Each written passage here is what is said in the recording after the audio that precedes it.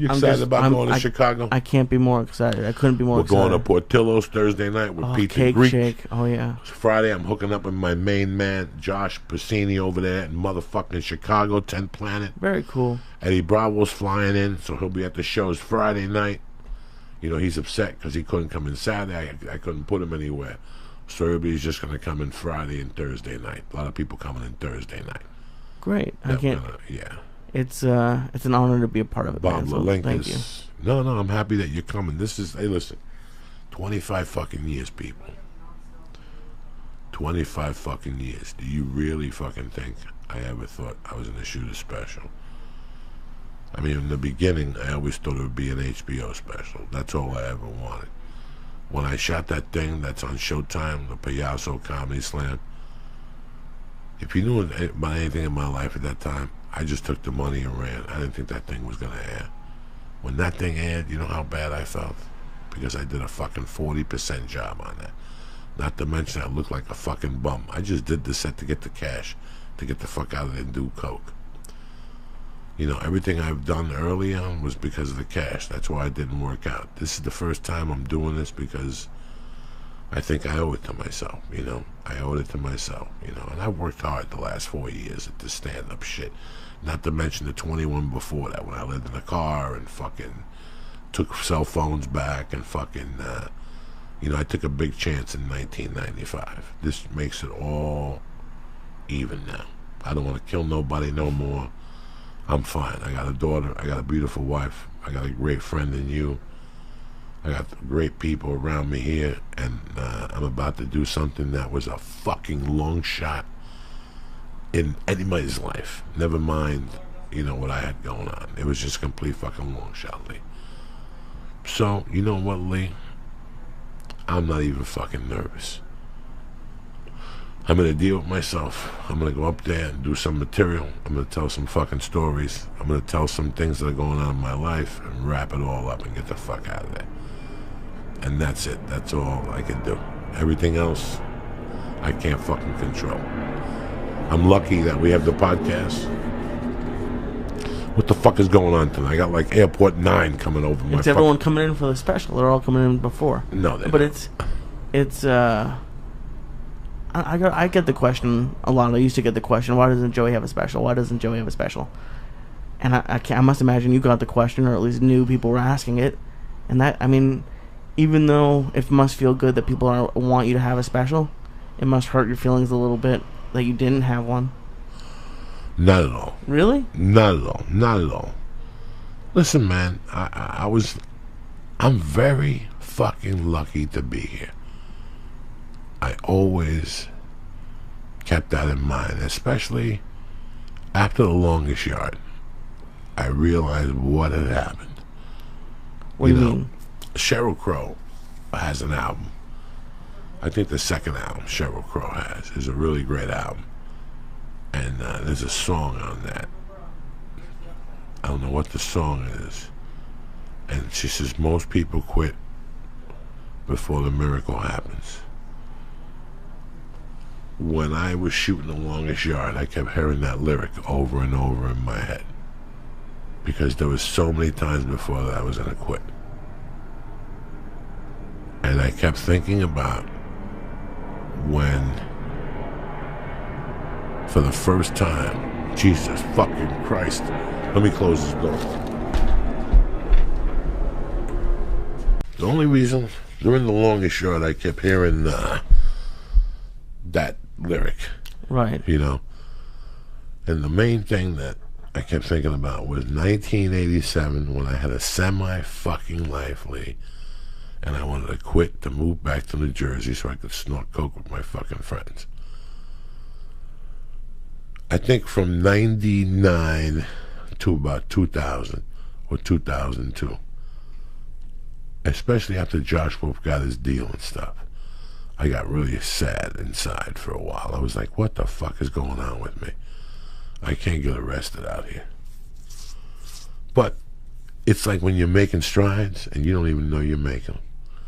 I was making strides and I didn't even know I was making them. Because I was booking something. I was really alive. When you book something here and people see you, It makes them look at you differently now. Now you're not a jerk off no more. You know what? Give him a spot, dog. He was in that TV show. Yeah, but it was a small role. It don't matter. When was the last time you did something? All right, all right. You know, I wouldn't say nothing. But people treat you differently. You start earning a fake respect.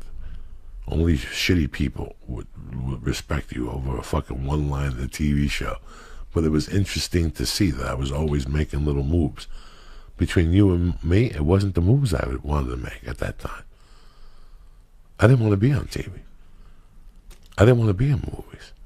You just wanted to do stand-up? Yeah, but that's all that was available to me. Nobody would talk to me in stand-up. At all. At all. The best I ever got was if you come to Montreal in 1999, we'll put you up maybe for the Dirty Show. And I went all the way to Detroit, and I said to myself, what the fuck is wrong with me? What am I, half a fucking, give me that one right there. I go, what am I, I'm going to go begging for a fucking spot? My mother raised me better. So I stayed in a hotel room in Detroit. I went down to Coco's Comedy Club. I got an 8-ball of Coke. And I stayed in that room for 3 fucking days. The last night, Mimi Gonzalez showed up and slept on the floor. A Cuban lesbian chick. And we talked all night, and then we ate breakfast, and she moved to New York City. How crazy is that? I still remember that type of shit. Why didn't you just go back to L.A.? Who? You. Because for some reason at the time, I thought I wanted to go to Montreal Comedy Festival. And it wasn't until I got to fucking Detroit that I go, I'm not going to Canada. I was going to meet somebody and we were going to drive across to Canada. I was going to take a bus to the Montreal Comedy Festival.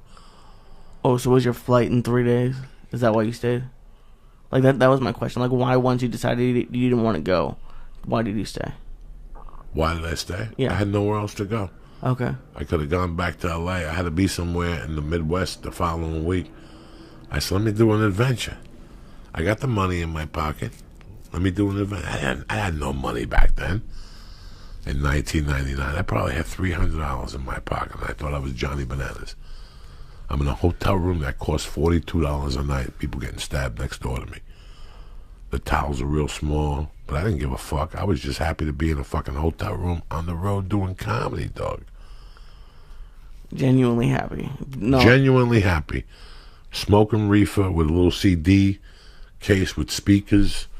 I was Joe Jerkoff with speakers. I would write stupid jokes and go to these clubs, and I would go to any club back then. I didn't give a fuck. I would look at the map. If there was 4 clubs in that town, I would do 4 fucking showcases. And that's what I did. I would go to All Jokes Aside. I would go to Coco's Comedy Club in Detroit. This other place that they took me to. There's another place close to the casinos in Canada, like on the Michigan border that I did when I was there those 3 nights. I made like, I don't know, $200-300 when I was there that weekend. So I was eating good. I had a plane ticket to go back. All I needed was a plane ticket to go back to where I started from those days. So let's say I was playing Michigan. All I needed was Michigan and a cab ride to the hotel. And I'd put the rest together somehow, some way. Fucking crazy. Whew. That gives me anxiety thinking about only having $300 in your pocket. That's it. No money in the bank. I would put away, like I would buy a money order and put my ex-wife's name on it for child support. And here I'd be in a room snorting coke, and now I got $200 worth of money orders. And I wish I could fucking sell them for 10 cents on the dime. But I mean, it was crazy.